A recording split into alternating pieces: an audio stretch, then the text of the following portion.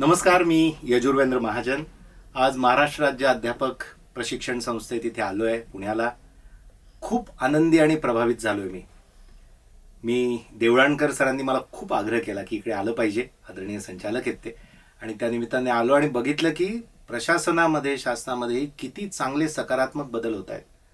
मनापासून त्याच्या आधी काम करत असलेले डॉक्टर राजेंद्र भारुड यांनी मला आग्रह केला होता की तुम्ही इकडे आलं पाहिजे प्रशिक्षणासाठी, आणि आज येऊन मला आनंद झाला. चंद्रकांतदादा पाटील, विशेषतः आपले जे मंत्री महोदय आहे, त्यांनी फार आग्रह की प्राध्यापकांचं प्रशिक्षण उत्तम दर्जाचं झालं पाहिजे. यासाठी इतकी सुरेख व्यवस्था, इतकं प्रोफेशनल. आज मी इन्क्लुझिव्ह आणि ॲक्सेसिबल एज्युकेशन या विषयाबद्दल सगळ्यांशी बोललो. माणसाची जेवढे प्रकार आहेत त्या सगळ्यांना दर्जा आणि संधीची समानता मिळाली पाहिजे, हे लोकशाहीचं फार महत्त्वाचं मूल्य, आणि त्याची सुरुवात शिक्षणापासून होते.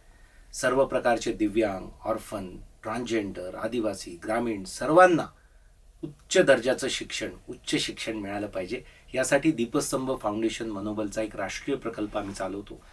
त्या अनुभवाच्या आधारेच आज या सगळ्यांशी संवाद साधला, आणि मला खात्री आहे की अशा प्रकारे पूर्ण भारतातलं असं उच्च शिक्षण हळूहळू आपण ॲक्सेसिबल करू आणि इन्क्लुझिव्ह करू.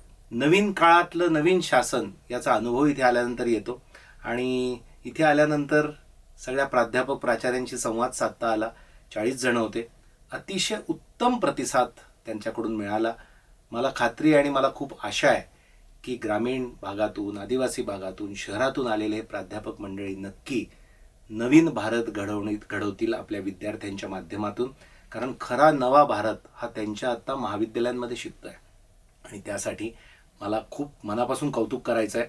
विशेष धन्यवाद आदरणीय देवळाणकर सरांचे. त्यांनी खूप प्राधान्याने हे प्रशिक्षण आयोजित केलं. Thank you very much.